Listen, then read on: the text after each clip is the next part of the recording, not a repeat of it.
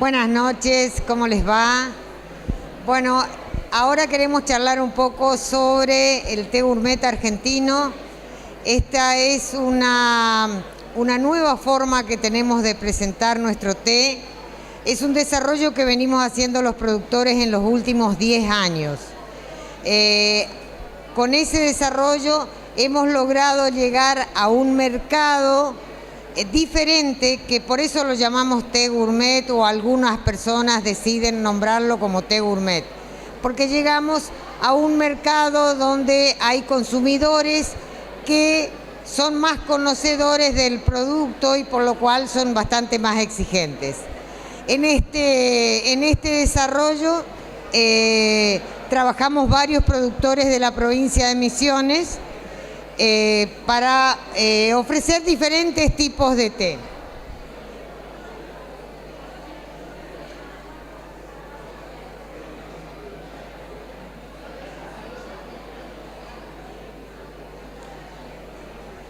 Bueno, cuando decimos esto de té gourmet, por ahí habría que diferenciar bien de qué estamos hablando, digamos.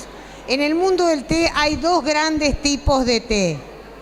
Uno o dos grandes grupos, uno que son los té ortodoxos de elaboración tradicional, con poca intervención de maquinarias y con procesos que en general son discontinuos, ¿sí?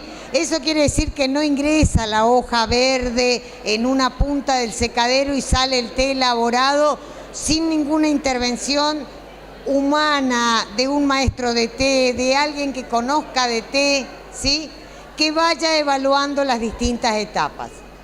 El segundo gran grupo es el CTC, es el té que normalmente consumimos en los saquitos en nuestras casas, ¿sí? Es un té que está muy elaborado, con procesos en general continuos, en plantas que son altamente tecnificadas, ¿sí?, con procesos alimentarios certificados, pero que no tienen esta intervención de un maestro de té que está mirando y cuidando todas las partes del proceso. Bueno, de estos dos grandes grupos, los té gourmet, especiales, artesanales, de autor o como ustedes quieran llamarlos, pertenecen al grupo, sí, de las elaboraciones ortodoxas y procesos discontinuos. Esto es lo que venimos desarrollando, un grupo de productores hace aproximadamente 10 años acá en la Argentina, ganando cada día más mercado en el mercado local, hablando de nuestro país, de nuestra provincia, e interesando a mercados internacionales. Me gustó para esta charla de recordar un artículo que había leído de Dan Bolton, que es el creador de la revista Tea Journey, una persona muy conocedora del mundo del té, amante del té, pero además con un conocimiento inmenso, que decía que nuestro siglo, sí, lo decía en el año 2018, pero que nuestro siglo es el siglo de las elaboraciones artesanales, ¿sí?, donde realmente se va a buscar y se va a hacer té de esta calidad diferenciada, y que el siglo anterior había sido el siglo del gran desarrollo industrial. Entonces, que en esta época estamos en un siglo donde hay un cambio, donde los consumidores buscan productos más especializados, donde buscamos producir de forma más tradicional, donde cada productor además pone una impronta en el té que elabora, y esta impronta se puede sentir en la taza.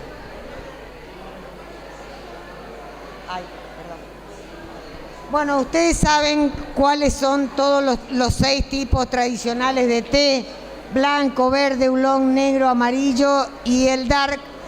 Acá en la Argentina, entre el grupo de elaboradores que estamos haciendo té gourmet, en general lo que se produce es blanco, verde, oolong, negro, y hay un productor que está haciendo un trabajo interesante para desarrollar amarillo, ¿sí?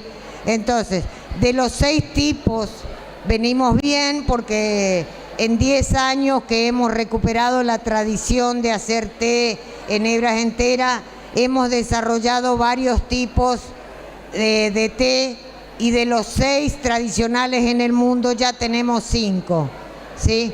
Entonces quiere decir que pueden ir, recorrer los stands, probar, porque de cada uno de estos té, ustedes tienen que pensar que después está la impronta del productor, está lo que el productor pone en ese desarrollo, y no da lo mismo un té blanco de uno o de otro, un té verde de uno o de otro. Bueno, para los que por ahí no están tan en el mundo del té y son consumidores, que es a los que tenemos destinada esta expo en realidad. Esta expo es un acercamiento que queremos hacer con los consumidores. Les cuento que todos los tipos de té provienen de la misma planta, que es la Camellia sinensis, ¿sí? Entonces por ahí uno cree que no.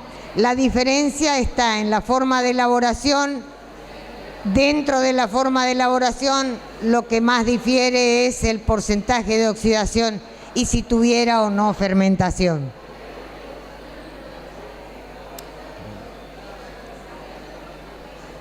¿Cómo se elabora un té gourmet, un té artesanal, y cuáles son los pasos que utilizamos para esto? Más allá de que cada productor después pueda hacer una diferencia. Iniciamos con la cosecha. Y ahí está el gran diferencial en general. La cosecha tiene que ser una cosecha selectiva, o sea, hay que cosechar brotes de la calidad que corresponda para el té que queremos elaborar. Por lo general se cosecha un brote pequeño, ¿sí?, que incluye la aguja, que es la que a veces usamos para hacer té blanco, más un par de hojas. Eso es lo que normalmente se utiliza para hacer esta calidad de té. Entonces, arrancamos con una cosecha diferenciada, con un marchitado que en general no es inducido o mecánico, sino que es en forma natural, por lo cual demora un tiempo de marchitado interesante. Cada productor maneja sus tiempos, pero bueno, yo les cuento los míos. Por ejemplo, para hacer té negro necesitamos 18 horas de marchitado. ¿Sí? Entonces, todas estas variables hacen que nosotros le demos tiempo a la hoja de té a desarrollar todo el aroma y el sabor que tiene para entregarnos. Todo ese tiempo, la química interna de la hoja se va desarrollando y eso nos permite obtener una taza diferente. Después de eso viene el enrulado. El enrulado, que no es un proceso menor, sino que es el proceso que nos permite romper las células exteriores de la hoja y liberar el aroma y el sabor que está contenido dentro de nuestra hoja de Camellia sinensis, ¿sí? Después del enrulado vendría la oxidación en el caso de hacer negro.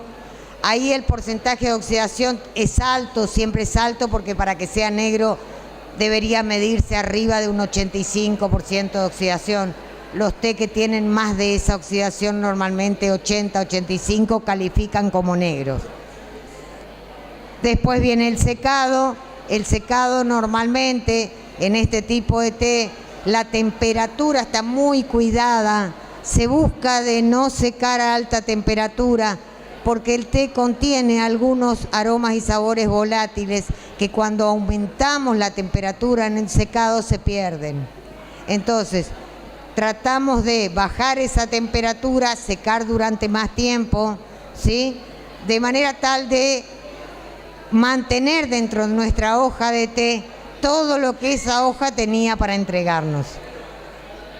Finalmente viene el tipificado, ¿sí?, que es clasificar, sacar las hebras partidas, los palitos. Eso es un proceso que bueno, si bien es lo más trabajoso de todo, es lo que requiere de menos expertise, ¿sí? Lo puede hacer una persona que conozca la práctica de hacerlo simplemente. En el caso de cómo elaboramos normalmente té verde, bueno, en el té verde todos sabemos que lo que buscamos es que la oxidación sea la más baja posible, ¿sí? decimos buscamos cero, el cero no es lograble, pero sí una oxidación que esté por debajo del 20% de oxidación, ¿sí? Todos los té que tengan menos del 20% de oxidación van a calificar como verdes. En eso también arrancamos de una cosecha selectiva, cuidada, ¿sí? Que puede ser manual o no, ¿sí? Puede ser manual o no, siempre y cuando la cosecha sea cuidada y selectiva. Y de ahí en más va al proceso de fijación, que es un proceso que se hace, se calientan las hojas, puede ser con vapor o en seco, con la idea de fijar. Sería un proceso similar al que usamos en nuestras casas cuando queremos que las papas, que es un vegetal que se oxida mucho, ¿sí? La ponemos enseguida en agua caliente y entonces se corta el proceso de oxidación, ¿sí? Uno la puede sacar de ahí, le dio un baño de vapor y ya está.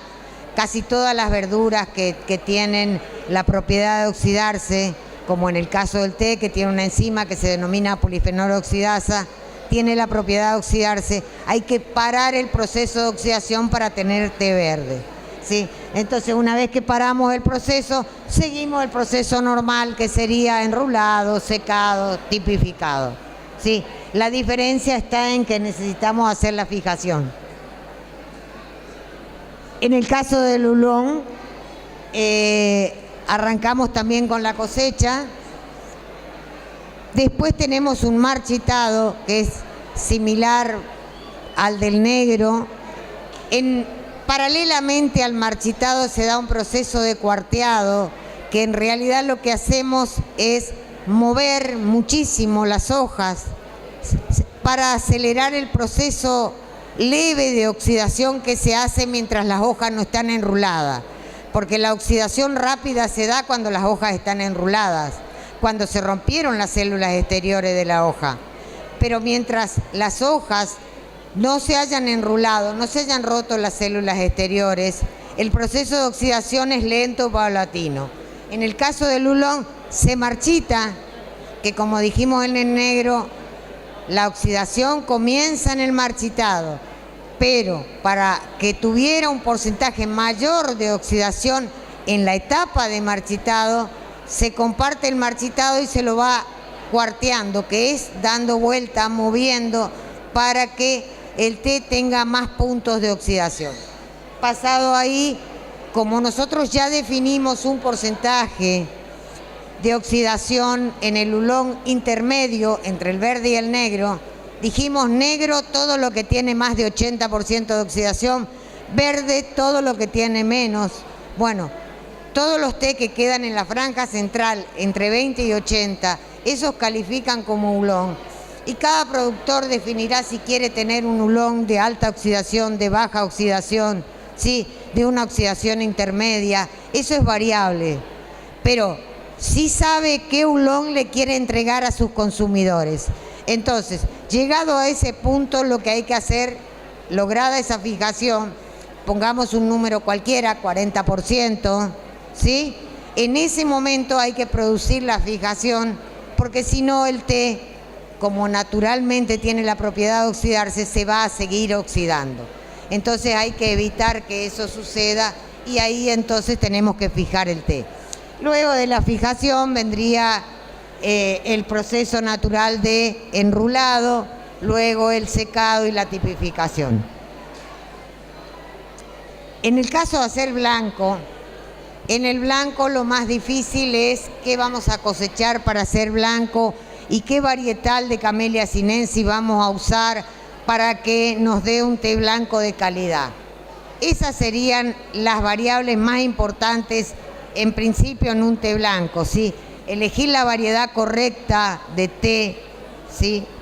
¿Qué variedad correcta de Camellia sinensis nos permite obtener un blanco sumamente agradable? Y después la cosecha, ¿sí? Si vamos a hacer blanco solo de agujas y una hoja, ¿está?